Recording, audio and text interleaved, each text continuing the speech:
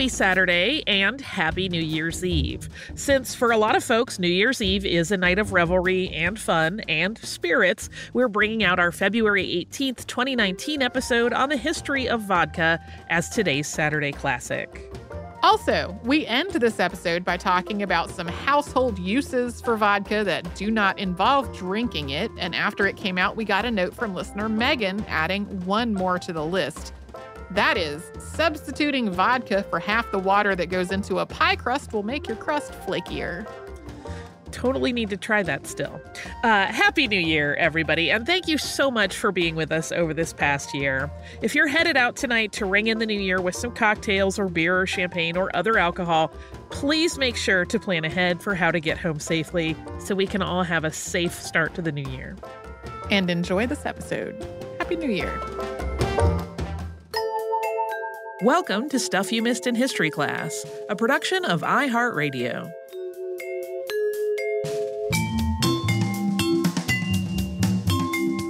Hello and welcome to the podcast. I'm Holly Fry. And I'm Tracy V. Wilson. I'm excited and self-serving because today we're going to talk about my spirit of choice, vodka. As soon as you told me what you were researching, I thought this is going to be Holly's favorite episode ever. Sort of. I mean, we get into some of the bleak stuff that comes with vodka, so it's not all fun and games. I certainly enjoy a cocktail, but obviously we are not advocating over imbibing. Drink responsibly. We just want to talk about the history of this drink. And the story of vodka is one that is really closely tied to cultural identity for several countries. But we're going to examine where it originated and how it evolved over time and how those identities sort of formed. I bet when I say vodka and country, people automatically make a connection, and we'll talk about why that's the case. We're going to talk a little bit also about how vodka is made, and then we'll get into that part about where it came from and how it has expanded to become really a global market, focusing on those countries where it remains and has become most popular. And then we have to talk about some of the problematic aspects of vodka's place in the world, but I promise we'll end in a fairly fun place. Yeah. Vodka is a little unusual in that it can be made from a lot of different things while still being considered vodka, which isn't so much the case with a number of other spirits. There are, of course, a lot of opinions and disagreements about just how far afield you can go in selecting the base ingredient while still calling the resulting spirit vodka. Yeah, this starts some heated debates I discovered in my research. It requires a sugar or starch element to begin with. So most popular in Russia and Poland, as well as other countries kind of in that northern belt, are grains, potatoes, or sugar beet molasses as the starting ingredient. There is actually an area that's colloquially called the vodka belt, which stretches from Sweden to Poland, and that produces the majority of the vodka that is consumed in the European Union. In other places, though, there's a greater variability, including using things like corn and fruit. And whether those things should be considered vodka was the matter of debate for some time. European Parliament ruled on the matter in 2007, giving a wider range of options for distillers, all falling under this vodka umbrella, defining vodka as a spirit drink produced from ethyl alcohol of agricultural origin. Yeah, you can even, if you're feeling very, very ambitious and want to do some juggling and babysitting, you could even start a vodka from just sugar, although it's not really the recommended for general making is my understanding. I have never distilled vodka myself, so I'm going by what I have read. That ruling that we just talked about was unsurprisingly not entirely popular. For vodka purists, it really signaled a degradation to the spirit. And the Finnish politician Alexander Stubb made the case that vodka should be more specifically defined. He said at that time, quote, "We have made vodka out of potato and grain for over 500 years. When we became EU members in 1995, we were told that vodka would have a tight definition, just like rum, just like whiskey, just like grappa. We don't want vodka to be some kind of alcoholic wastebasket." I really like the idea that this, it sounds almost like they're becoming part of the EU was in some ways contingent on the definition of vodka. Yes, that was definitely part of what they were agreeing to, is that vodka would have this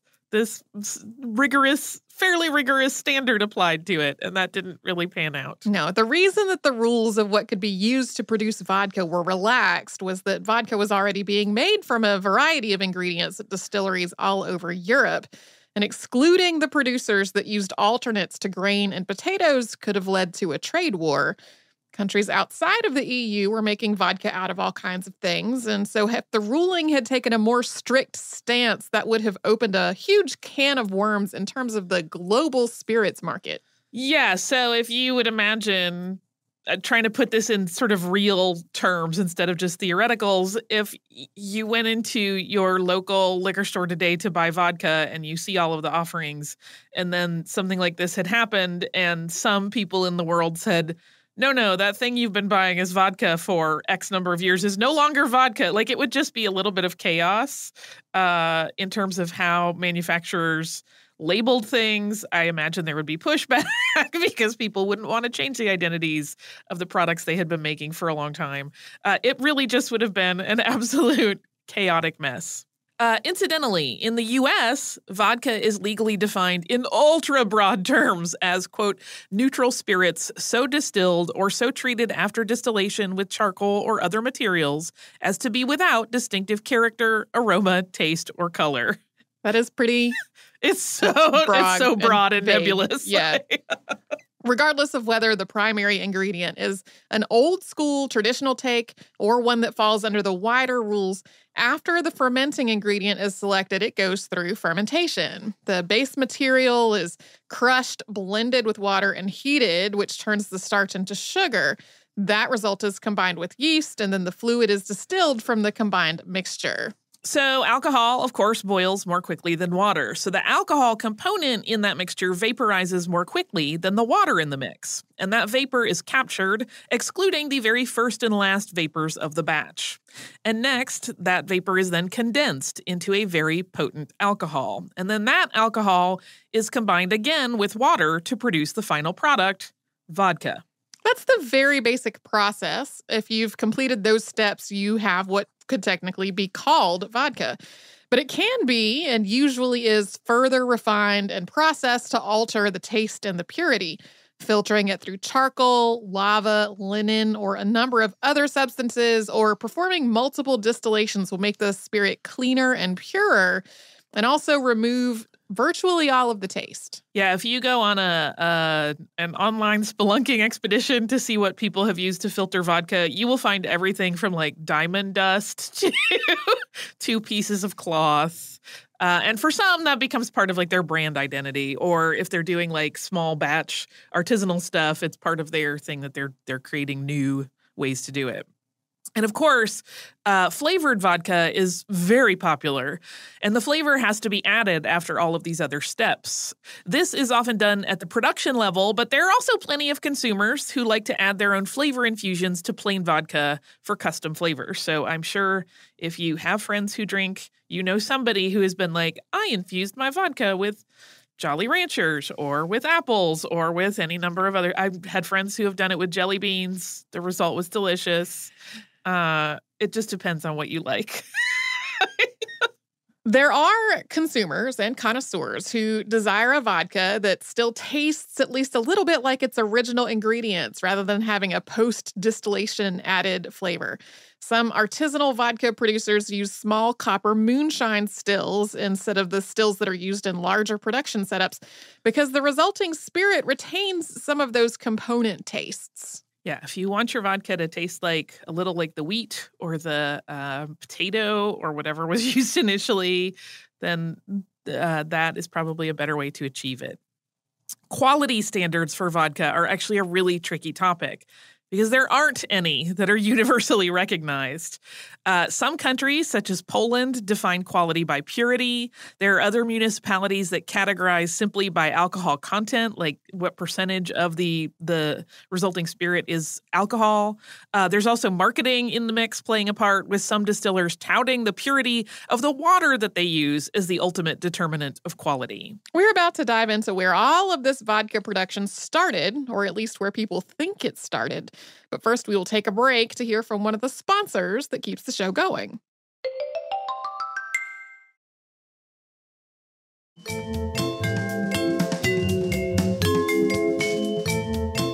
While the identity of vodka today is one of an intoxicant, initially it's believed that it was developed for medicinal use. But its exact point of origin is lost to time and is consequently argued by various countries wishing to claim ownership of the world's most popular spirit. Russia and Poland remain locked in their ongoing argument over the matter, both using language as evidence. So the Russian word for water is voda with a V. The Polish word for water is voda with a W. It's a very subtle difference. I'm probably not enunciating it in a way that makes that difference apparent to native speakers. But they do sound very similar, particularly to Western ears. And proponents of the Polish origins of vodka say that the word vodka with a W, spelled with a W instead of a V, appeared in print before vodka with a V, and thus it must be Polish in origin. There are some additional elements in this whole Russia versus Poland debate on where vodka came from. A Polish drink called gorzałka has existed since the 11th century, and there have been some assertions that that's the original proto-vodka. But the counter-argument is that the historic drink of gorzałka is a more general, undefined alcoholic spirit and not really anything that can be definitively linked to vodka. Ukraine also has a claim to vodka's birthplace because that area produced the most grains in the region in the 15th century. So it would make sense that grain-based alcohol originated there. And there is even the possibility, truly, that vodka actually first entered the region from somewhere else and that locals then figured out how to make their own. We know that vodka, as we know it, originated somewhere in Eastern Europe. But whether that's in modern Ukraine, Russia, Poland, or Belarus, we don't really know. The whole region is inhospitable to grapes as a crop, so inventive folks came up with new ways to make alcohol. The prevailing theory is that we have monks to thank for it, as is true with a number of other alcohols. They needed a spirit to use as a sedative and disinfectant in the communities where they worked, and they turned to wheat to get it. Yeah, so that's why it kind of has those origins as a medicinal. In the 1400s, vodka production became more refined, and it also branched out to use other grains. Early vodkas were most likely quite sharp, having a very unpleasant flavor. They weren't doing all of that refining and filtering that we would do today, so flavorings started to be added in order to help make it more palatable. Fruit, honey, and spices came into the picture, but in making vodka more tasty, distillers helped to shift it away from simply medicinal use to recreational, because then it started to be yummy. And that shift in identity to a beverage from a medicine led to more experimentation and innovation. Vodka stayed largely in Northern Europe for a while, but eventually it began to spread. Like other products we've talked about, as shipping and industry grew, vodka was able to travel farther and farther away from its point of origin. But even so, there was still a lot of cool stuff going on in that sort of cradle where it first came about. In Poland in particular, herbal vodkas were developed to treat all manner of ailments and concerns in the 16th century. And it was also in Poland that potatoes were first used in fermentation to create vodka. And Polish distillers continued to drive the exploration of flavorings and tweaks to distilling methods well into the 19th century. But vodka is often linked with Russia and Russian cultural identity, and that's due in part to how quickly Ivan III of Russia, also known as Ivan the Great, established vodka as a key revenue source in the country. In 1474, he started taxing vodka and set up a government-based monopoly on the beverage, and that set the stage for his successor, Ivan IV, known as Ivan the Terrible, to continue manipulating the flow of vodka to suit his own desires. Ivan IV went so far as to exclude most of his people from having access to vodka. He set up a new social class of loyal favorites, and only they could have vodka. And in this move, he redistributed land to them and also turned his back on the nobility that had existed before this restructure. He also used vodka to keep people loyal to him, because cross the Tsar and you would lose your drinking privileges. Other Russian leaders similarly used vodka as a means to reward their favorites and to intoxicate guests so that they would tell state secrets, and in the case of Peter the Great, force enemies to drink until they collapsed. But it was Catherine II, also known as Catherine the Great, who instituted changes that once again put vodka in the glasses and the cups of common people. Under her rule, the vodka monopoly ended and more distillers were licensed to produce the spirit. The costs of vodka were also regulated to keep prices reasonable, but this often led to the dilution of the product on the part of the producers. Yeah, if the costs were going to be capped at a pretty low amount, they were like, well, we're going to stretch our product then. This also led to vodka quality being seen as a shorthand way to identify one's status. So even though they had taken away the access through the hierarchy, it sort of built itself again in a new way. The wealthiest households began distilling their own vodkas with an array of expensive flavorings and spices, and this was to maintain their distance from peasants in the eyes of guests. Even the potency of the perfect vodka was scientifically measured by the Russian scientist Dmitry Mendeleev. If you believe that myth, if that name sounds familiar, it's because his published work, Tentative System of Elements, is the foundation of the periodic table of the elements. But before that, his dissertation, A Discourse on the Combination of Alcohol and Water, is said to have established 38% alcohol by volume as the best proportion for vodka. In fact, he was working with theoreticals and alcohols in much higher concentrations than that. None of it had anything to do with setting a gold standard for vodka. His connection to vodka has been mythologized a lot over the years. It's easy to find assertions that he invented vodka. Obviously, he did not do that. Or that he served on the state's regulatory commission and was tasked with implementing rules for the perfect vodka. He did serve on a government weights and measures agency, but he wasn't given any kind of mandate to codify vodka production. Just the same, his story, used in various advertisements and spread throughout the internet, has added to this perception that Russia is the epicenter of all things vodka. Yeah, the trick there is that at least I could not find an English translation of that dissertation that he wrote. So it's very easy for people to claim what is in it. Yeah. So it really, really does spread like wildfire. I'd read that dissertation, though. I would too. In the 1860s, Pyotr A. Smirnov founded a vodka company in Moscow, which became the favored source of the spirit for the country's royals. And it is now one of the most common brands in the world, and it continues that link between Russia and vodka in the minds of consumers everywhere. Under the Bolsheviks in the 19-teens, alcohol was outlawed. When the Soviet Union was established in 1922, mild alcoholic drinks were once again allowed to be sold, and in 1925, vodka was again legalized at normal proof.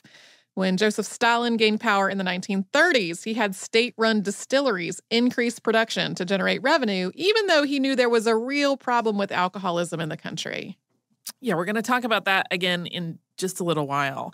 But though some temperance efforts started after Stalin died, drinking remained a problem. And it wasn't until the 1980s under Gorbachev that temperance efforts got a real boost, and the government made a concerted effort to get the entire country on board. And while the programs that were initiated during this time did curtail drinking to some degree and improve overall health statistics of the population, eventually public sentiment turned against it. Next up, we're going to talk about how vodka became one of the most popular liquors in the United States. But first, we will have a quick sponsor break.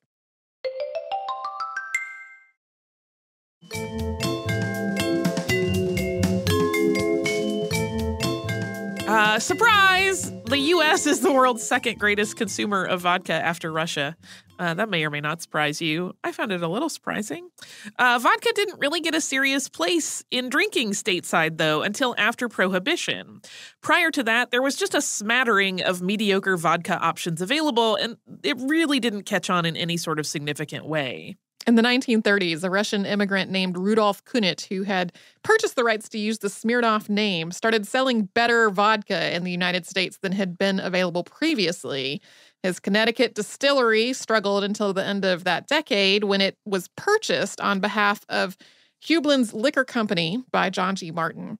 Hueblen's was absorbed by a larger company, but Martin had wisely made sure that he retained the rights to the Smirnoff name. Yeah, he had been an executive with Hublins, and he had written that in smartly where he got some rights for distribution. But Martin didn't figure out a way to capitalize on his rights to the Smirnoff name until 1941, when he and his friend and tavern owner came up with the combination of ginger beer and vodka with lemon or lime juice in a copper mug. This has its own mythology around it, where it happened in L.A., which is where his friend's tavern was, versus it happened in New York, and it only took off in L.A., and that one of them had too much ginger beer and one of them had too much vodka, and it was almost a Reese's Cup situation. And we don't really know, but he is completely recognized, he and his friend, as originating the Moscow Mule. And once that drink was born, it finally made drinkers in the United States embrace vodka, at least until World War II. After the war, for a while, vodka became sort of spirit non grata in the U.S. as the Cold War began, and all things associated with the Soviet Union were viewed through that lens. It didn't go away completely, and Martin was still concocting other cocktails with vodka, but it kind of had a big spike in popularity and then a big drop-off. Vodka's reputation perked up once Sean Connery ordered a vodka martini in Dr. No in 1962. But then it really got a boost when President Richard Nixon, after visiting the Soviet Union, approved business between Pepsi-Cola and the USSR. In exchange for assistance in setting up a Pepsi factory in the Soviet Union, the U.S. business was paid in Stolichnaya vodka, which made the soda giant the Stoli distributor in the U.S. With the backing of a massive cola brand, vodka became the most popular spirit in the U.S. in 1975. Vodka remains one of the most popular liquors in the United States, and Smirnoff is the most popular brand. Yeah, if you look at year-to-year top 10 spirits in the U.S., vodka is almost always in the top 2, and usually it is Smirnoff.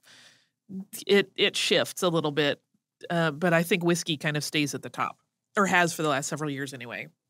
But that's all fun and games, but we have to acknowledge that vodka has a pretty dark side to its history as well.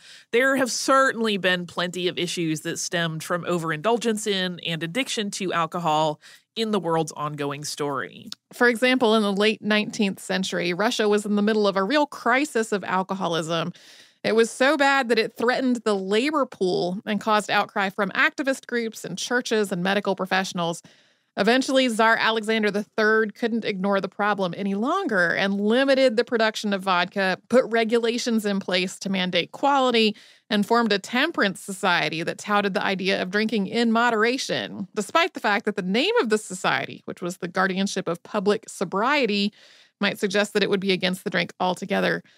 To be clear, though, Alexander III himself was a drinker. Yeah, he was definitely responding to outside pressures. He was not like, hey, we should cut back on drinking in the country, because he loved to drink. The state also started a program to boost non-alcoholic entertainments as a means to curtail drinking. Free theater and concerts, as well as adult education offerings and other leisure incentives were offered, but none of this really worked at all. Regulations did not stop illicit liquor sales and the production of inferior product.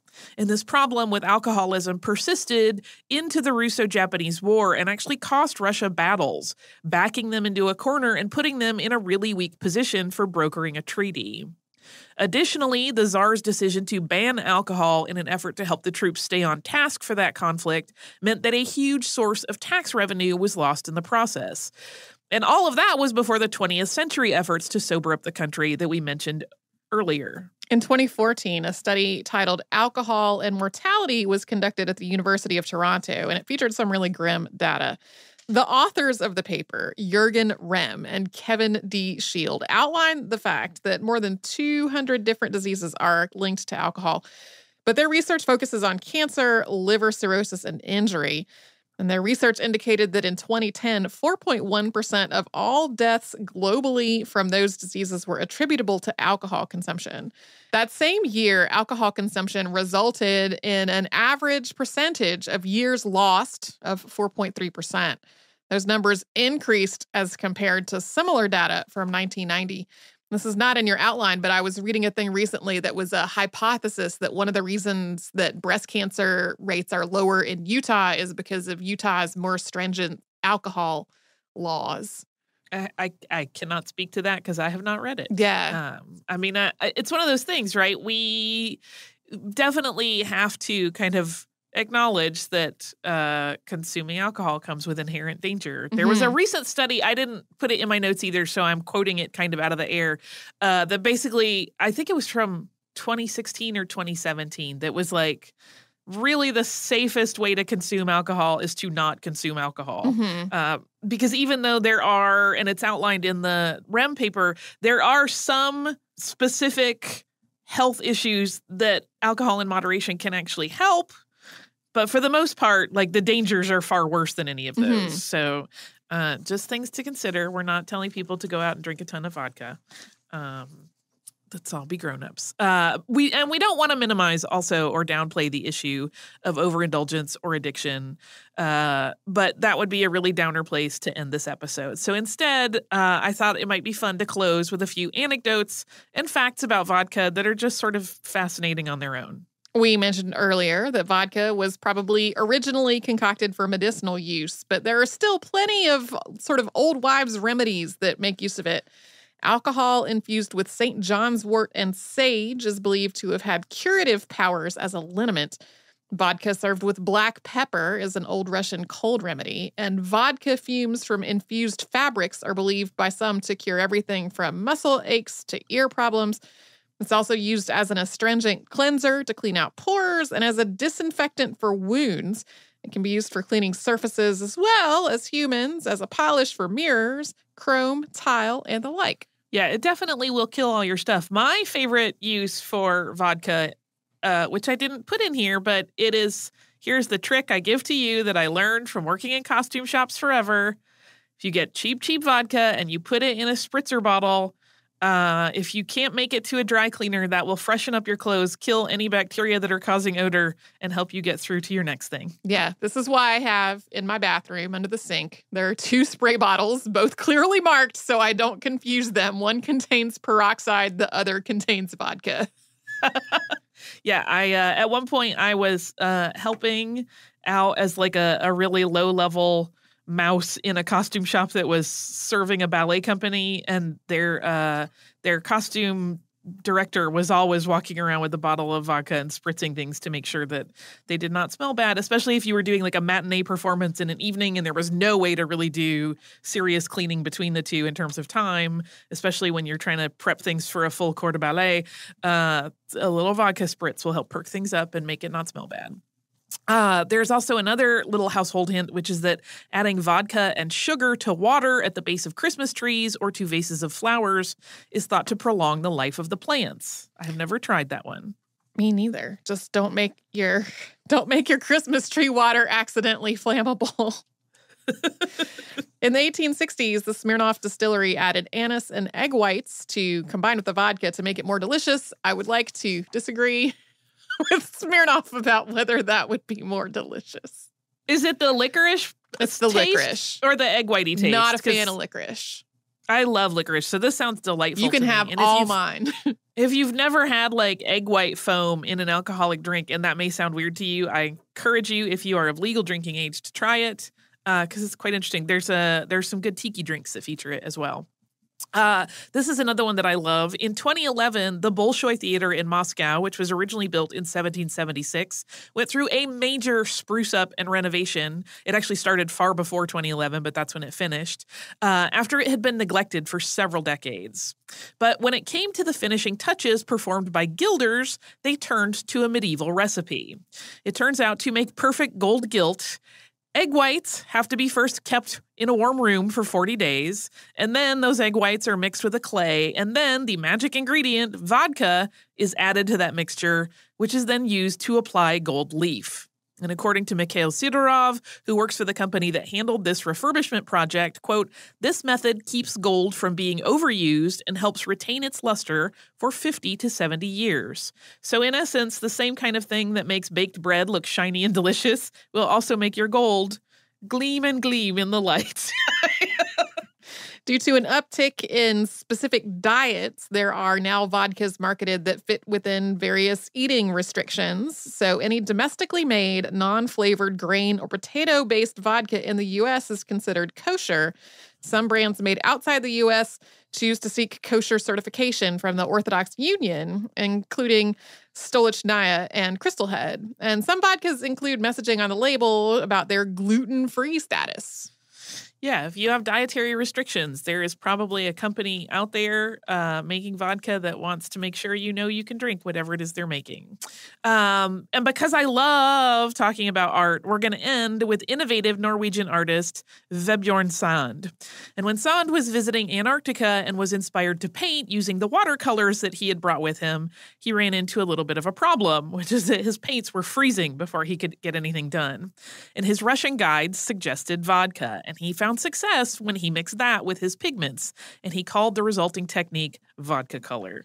I love a little innovation. I feel like vodka is sort of one of those universal solvent substances because it does get used still medicinally, still for cleaning and astringent needs, and also in art, and also to make things beautiful and gilt-edged with gold. Mm-hmm.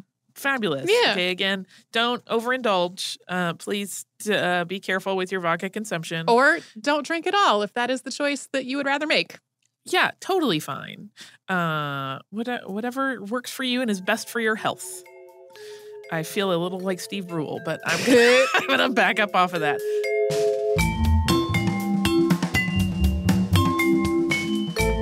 Thanks so much for joining us on this Saturday. Since this episode is out of the archive, if you heard an email address or a Facebook URL or something similar over the course of the show, that could be obsolete now.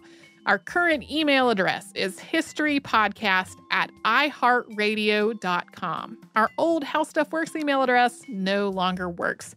You can find us all over social media at Missed in History. And you can subscribe to our show on Apple Podcasts, Google Podcasts, the iHeartRadio app, and wherever else you listen to podcasts.